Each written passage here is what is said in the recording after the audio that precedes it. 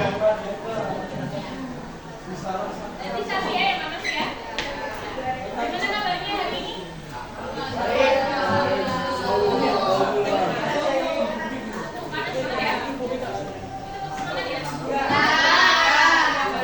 Kita hari ini melanjutkan presentasi kemarin ya. Nanti hari ini setelah kita presentasi nanti akan ada soal-soal kalkulasi ya. Ya nanti kita bahas kemarin. Pokoknya sekarang presentasi. Nah nanti sistem presentasinya sama kayak tadi. Satu kelompok presentasi, kelompok berikutnya wajib menanggapi, kelompok lainnya boleh menanggapi kalau tidak penting gitu ya. Menanggapi referensinya, menanggapi oral. Referensinya berupa kajet,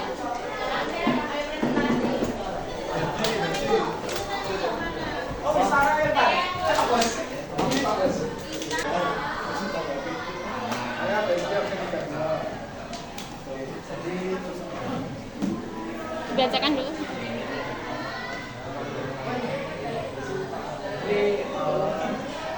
Kasus analisis nomor 1 fisik di malam hari. Sebagai warga perumahan, jarak rumah kami dengan tetangga hanya dipisahkan oleh dinding pembatas. Kami hidup bertetangga dengan baik dengan warga. Namun ada satu tetangga yang sering berani bernyanyi dan memainkan alat musik sampai larut malam. Hal itu membuat kami tidak nyaman.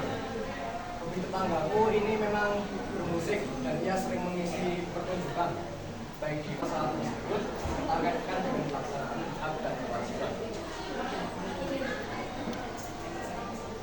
Solusi atau permasalahan mengenai berisik di malam hari yang berkaitan dengan pelaksanaan hak dan kewajiban. Karena sudah ada teguran oleh RT dan masih melanggar, maka diberi batas waktu untuk melakukan aktivitas yang mengganggu tersebut selambat-lambatnya pukul 8 malam. Jika masih melakukan, maka diberi sanksi berupa denda.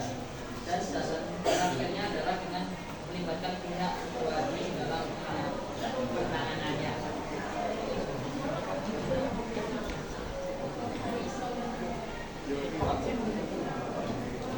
Yang tentang kaitannya atas ketentraman setiap warga berhak mendapat ketenangan terutama pada malam hari. Kewajiban untuk tidak mengganggu lingkungan. Setiap orang memiliki hak untuk beraktivitas, mereka juga memiliki kewajiban untuk tidak mengganggu kenyamanan orang lain. Yang dari kelompok kami, apakah ingin bertanya? Oke, silakan Mas. Tadi aku mendengar kalau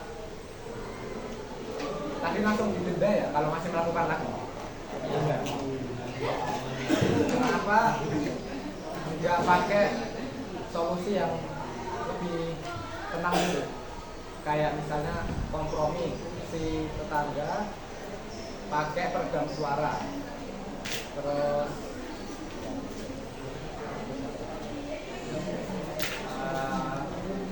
diskusi waktu, bikin batasan waktu dia musiknya kapan aja.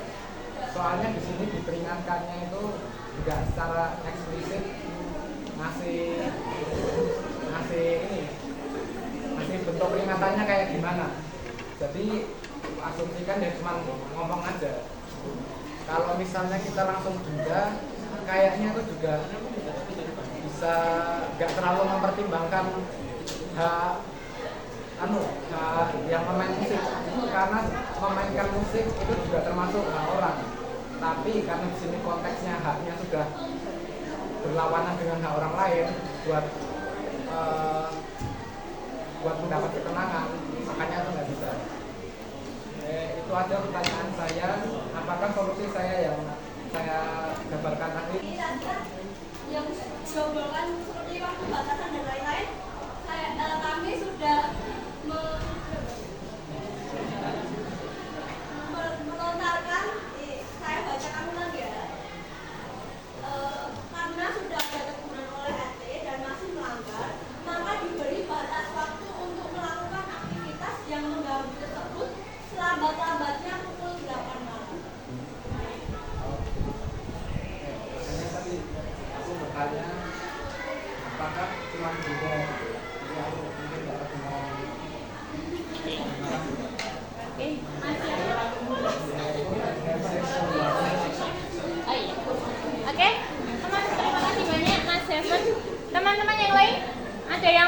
ditambahi mungkin?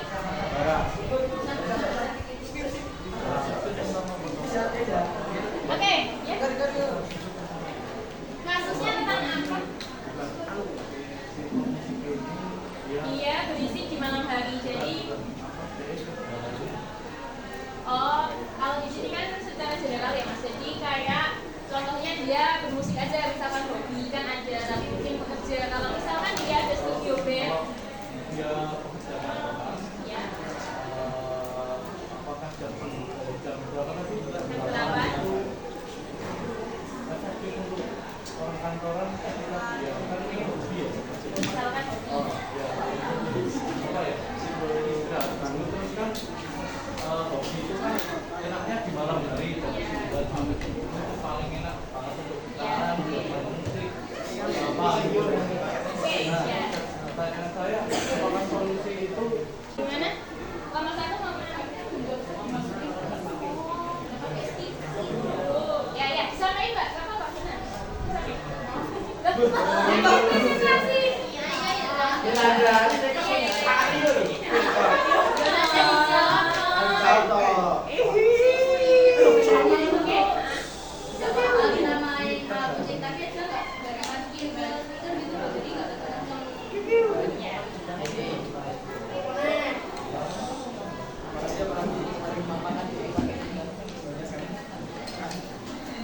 Oke, sudah ada yang menanggapi lagi?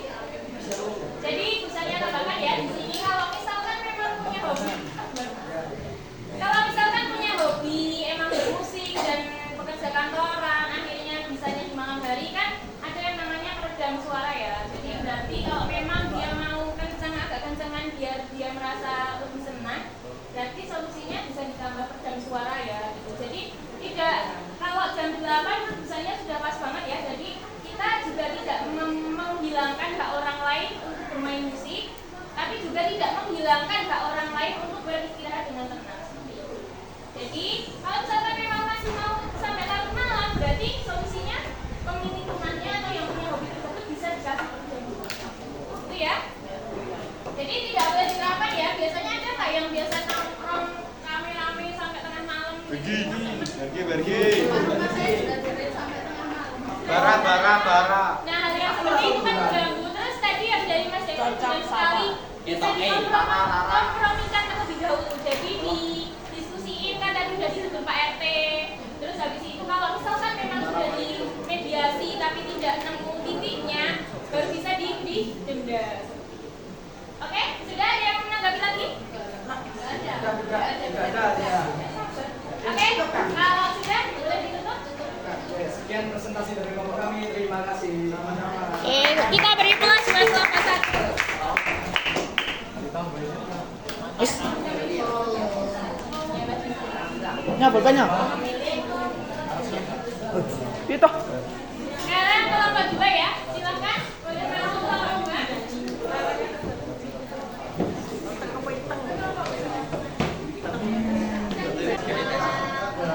teman-teman, kami dari kelompok 2 ingin mempresentasikan hasil diskusi kelompok kami yang bertemakan tentang adanya keuntungan di balik konten. Sebelum masuk ke presentasi, perkenalkan saya Niko Paranaman Bayu Pramono, absen 26.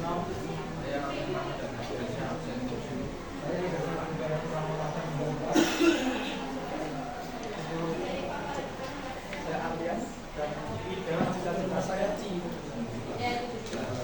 Kapan lalu? Dibacakan. Saya kami angkat adalah ada perubahan di balik konten. Saat ini tidak sekali menemukan berbagai fikir yang menarik di media sosial. Kalau tidak menyangkawai, kita bisa menemukan Asal-asal. Lalu jika mau memakai musik bebas, terus jangan musik bebas, jangan pakai musik yang bebas royalti. Ini tersedia secara legal di semua platform. Atau bisa dengan minta izin kepada pemilik musik yang tidak bebas itu, Pak. Buat menghindari pelanggaran hak cipta. Nah, jika kita memahami aspek di atas, maka konten akan tercipta dengan baik dan bagus.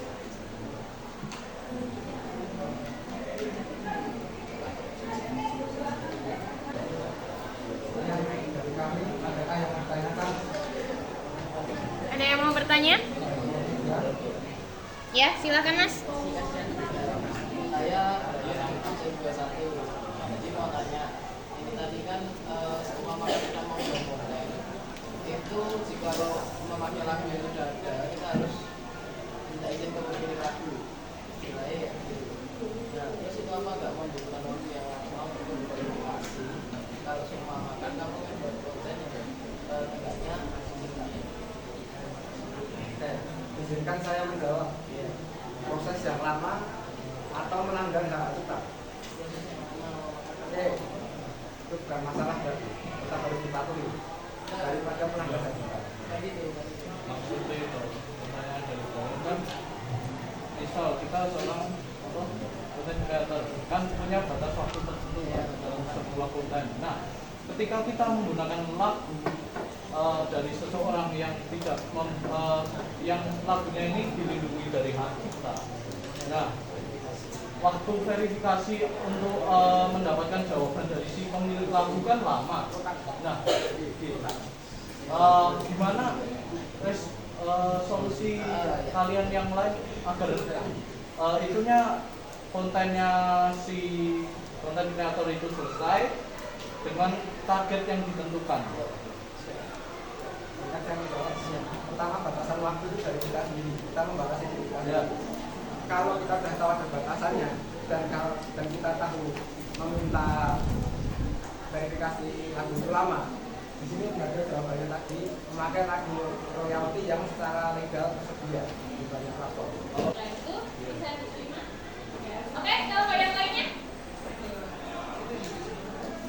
Ya, Mas, siapa namanya? Mas Kevin, 20 ya. Oke, Mas.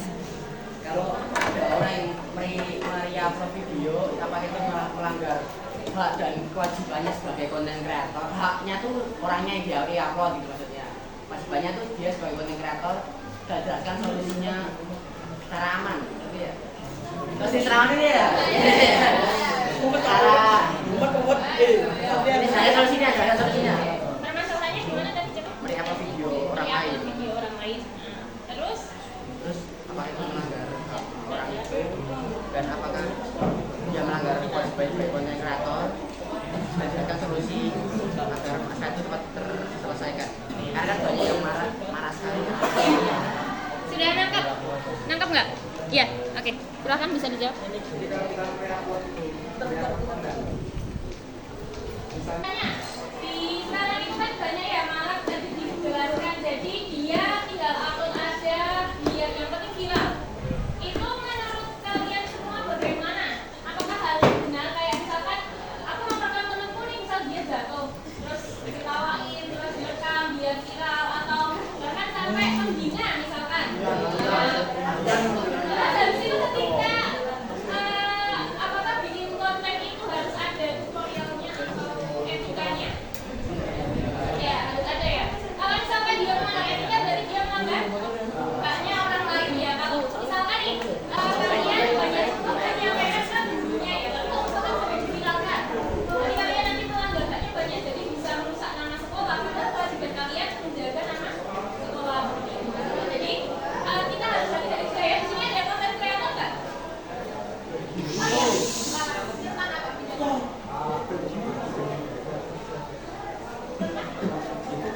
Oh iya.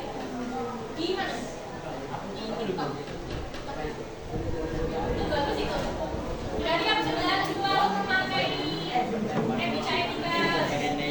Ya, Pak, ada lagi?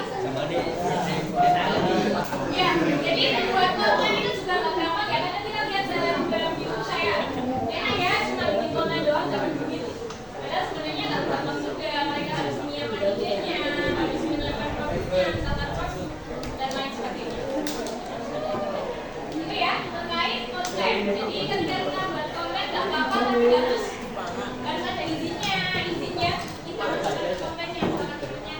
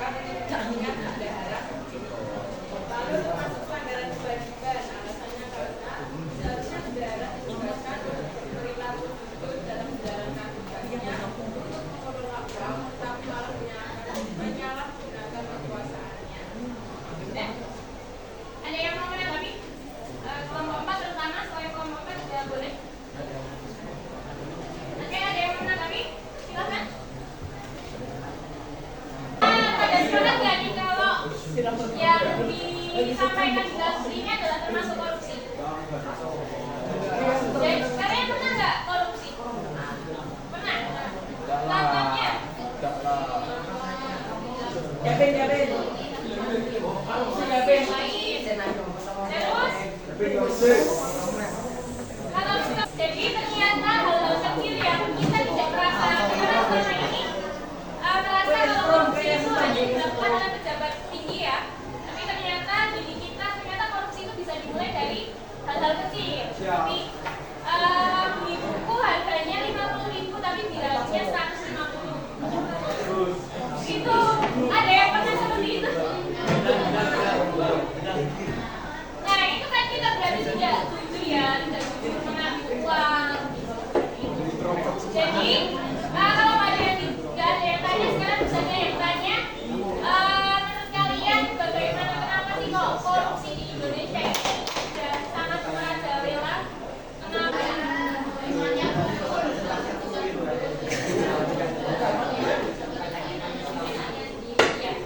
Ya benar, karena mungkin peraturannya itu kurang tegas. Jadi selain dirinya sendiri memang yang hapus ya, berarti serakah ya, padahal gajinya, tunjangannya itu kan sudah sangat banyak ya. Tapi dia mengambil hak rakyat, yang mungkin contohnya itu untuk uang kesehatan, tapi diambil, berarti itu melanggar hak masyarakat Indonesia. Nah, terus kalian pernah dengar terkait rancangan undang-undang perampasan perampasan aset? Jadi supaya pada saat besok kalian misalkan ada yang di gedung DPR, kalian tidak korupsi, jauh dari kata korupsi. Bagaimana? Itu benar? Benar.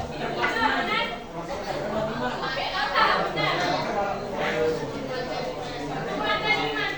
Jadi kita harus misalkan anak kelas 10 satu ada yang jadi pejabat, yang jadi DPR, DPR bahkan mungkin presiden ya. Pokoknya kita semua mana ya? Jadi pada saat sekarang membangun apa ya? Karakter kemampuan iman, menjadi orang yang jujur dan lain-lain itu harus dari sekarang. Ada yang ditanyakan? Ada? Oh, ada? Ada yang mau dikatakan lagi? Sudah? Oke, silakan. Sekian presentasi dari kami. Terima kasih. Ya, silakan.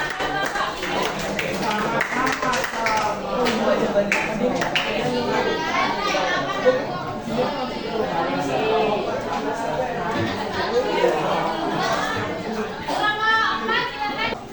Namun ancaman masih ada, terutama tingginya angka putus sekolah. Beberapa faktor utama penyebabnya adalah pertama kondisi ekonomi warga penghasilan rendah seringkali tidak mampu menaiki pendidikan, sehingga anak-anak diprioritaskan untuk bekerja.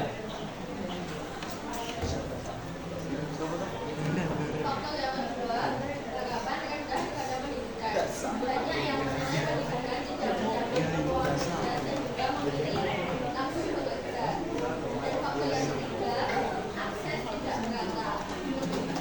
Dari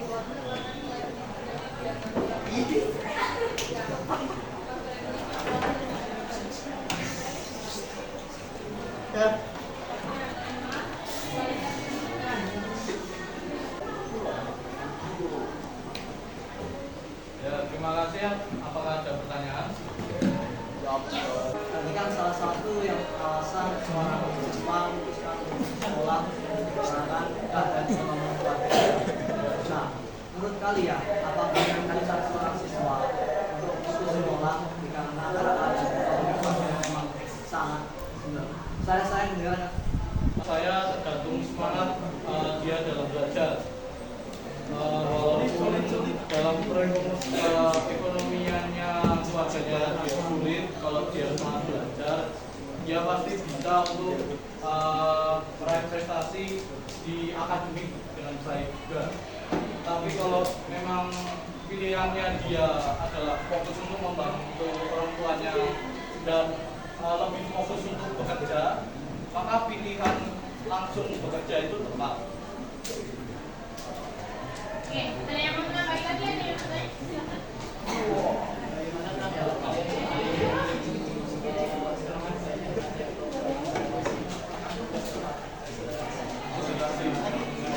Baca mas.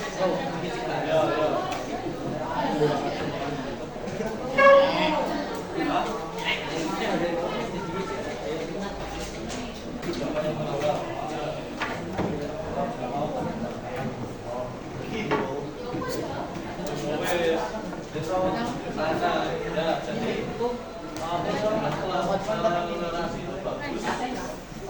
Karena ya menurut saya anak yang di atas rata-rata lebih baik ya.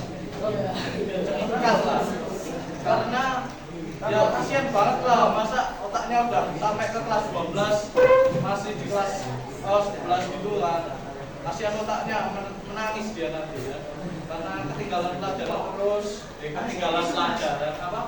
Otaknya itu udah paham, tapi umurnya itu belum cukup untuk naik ke kelas 12. Itu kalau menurut saya akselerasi itu bagus. Ya, oke, silakan Mas. Ya, siapa dulu? Perkenalkan saya Gila Asep Abdullah. Saya mau belajar misal dalam punya teman.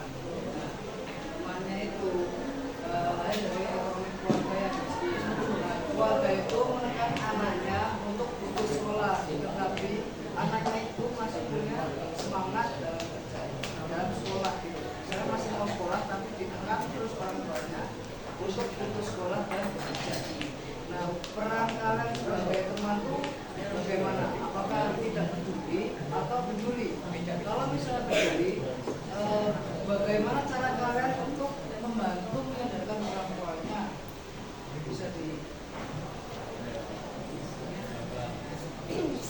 Kalian Mas siapa namanya? Ya. Ya, silakan. itu kan di situ jelas kalau orang tua beranggapan kalau manfaat dan manfaat sekolah itu kan kurang kuat. Kalau orang dengan pendidikannya sebelum SMA atau SMK, jadi lulus SMP dulu, itu kalau dia bekerja, kemungkinan untuk dia dapat bekerja itu besar atau kecil, dan bagaimana kalau kedepannya dia bagaimana dia kedepannya sukses atau tidak. Oke. Oke, bisa dijawab Mas, Mbak? Oke, aku akan menjawab pertanyaan dari Gilang. Nah, kan tadi pertanyaannya peran apa yang kita lakukan sebagai teman kalau ada anak yang dia ditekan oleh orang tuanya, dia harus putus sekolah tapi dia masih punya semangat. Nah, peran kita sebagai temannya itu ya pastinya kita peduli dan juga kita akan konfirmasi ke pihak sekolah bahwa anak ini masih punya semangat, tapi oleh orang tuanya ini ditekan untuk tidak untuk putus sekolah, untuk bekerja. Kan itu pasti dari faktor ekonominya juga. Dan kita akan konfirmasi ke pihak sekolah bagaimana baiknya supaya anak tersebut itu tidak sekolah dan tetap semangat dalam melanjutkan pendidikannya. Karena pihak sekolah akan menyediakan seperti bantuan dan lain-lain untuk memberikan dukungan ekonomi dan juga dukungan semangat bagi dan Tapi kalau misalnya sudah dikasih bantuan, tapi malah disalahgunakan.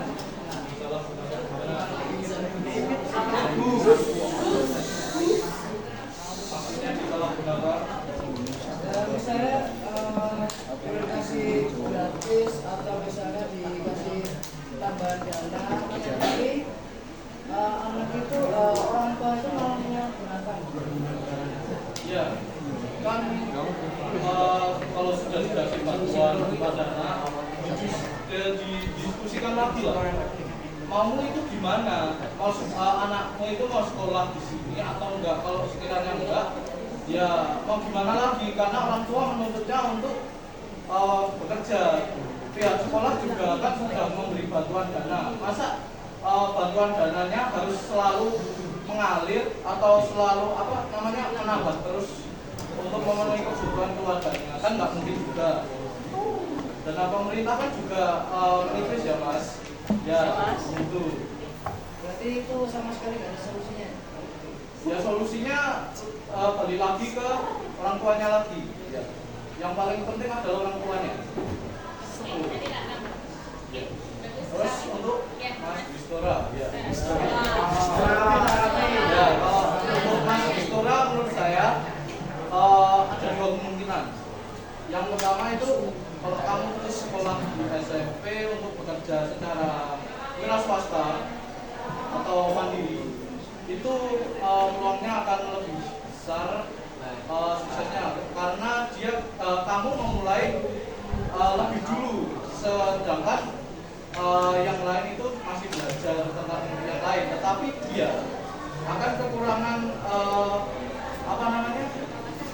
wawasannya itu akan berkurang, nggak seluas yang teman-teman yang lain gitu. Ya, terus apalagi?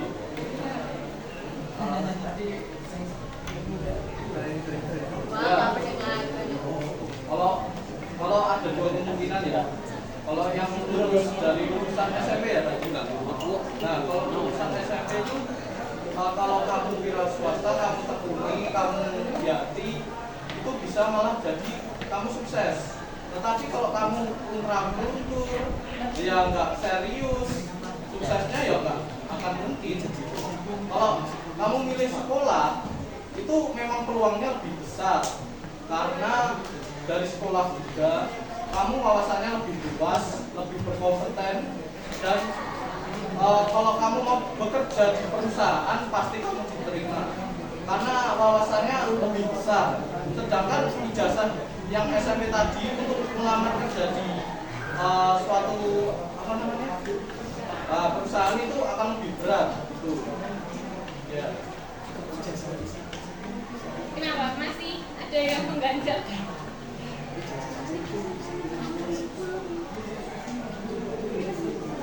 Oke ya, sambil diskusi pesannya Mas ya. Ini menarik sekali ya terkait putusnya pelajar dia tidak bisa bersekolah. Tadi ada yang bertanya gimana kalau dia itu punya semangat yang tinggi tapi orang tuanya memaksa bekerja.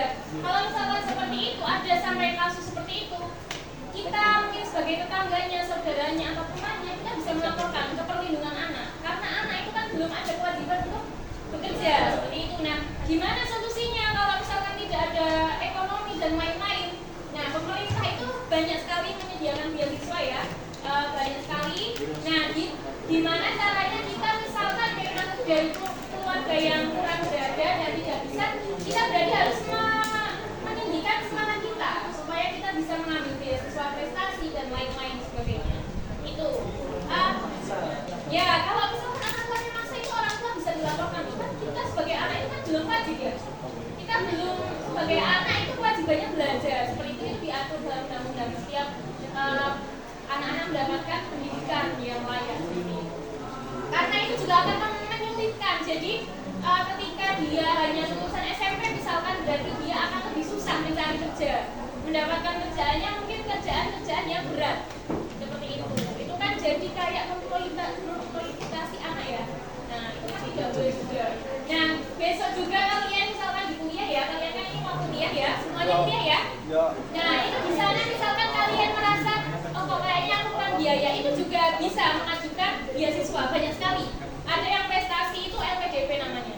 Ada atau enggak beasiswa unggul. Itu kalian bisa difasilitasi sampai akhir. Tapi itu kalian harus prestasinya harus unggul. Ya, ada wawancara bahasa Inggrisnya biasanya seperti itu. Nah, untuk yang misalkan kurang mampu, itu ada yang namanya KIP. Nah, tapi ada mas mbak semuanya. Saya pada saat dulu kuliah itu ada teman saya ya mampu tapi dia memalsukan.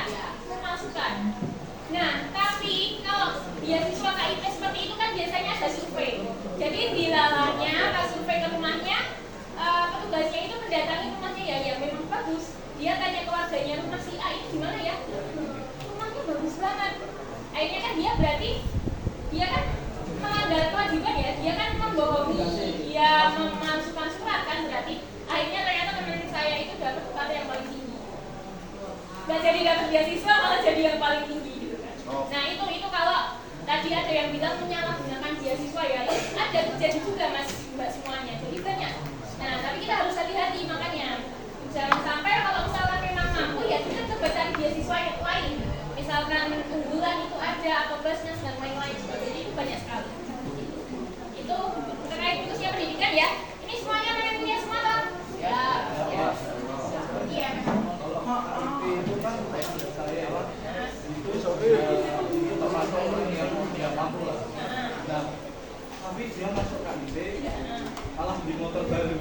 Nah, itu yang kadang salah. Sebenarnya seperti itu bisa dilaporkan loh. Banyak sekali loh. Kayak teman saya ada, dia dapat KIP tapi makannya sushi terus. Kan ya gimana? Nah, seperti itu sebenarnya masalah-masalah dia melanggar kewajiban. Dia membohongi dia berarti tidak jujur kan. Nah, seperti itu bisa dipermasalahkan. Itu bisa dilaporkan. Jadi kan soalnya dia mendapatkan beasiswanya tidak mampu ya. Beda kalau misalkan dia beli motor emang namanya saya kan emang butuh dan uangnya udah menabung dan dia punya pekerjaan lain itu beda lagi. Jadi kita harus ketika kita mau melakukan sesuatu pun harus punya banyak bukti, harus riset dulu. Iya.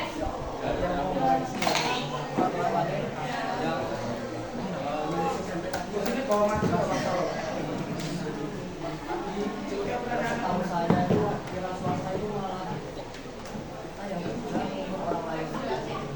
Enggak salah. Ya, tidak salah. Malah Sekian, terima kasih. Iya. Pokoknya kau Oke ya.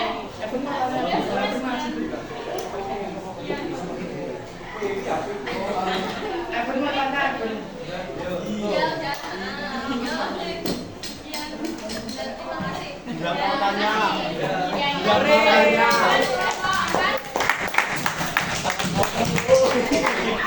Sama kok. Nah ini karena waktunya mepet, silakan langsung ngomong. Banyak orang sukses yang dari Oke, jadi soal selanjutnya nanti teman-teman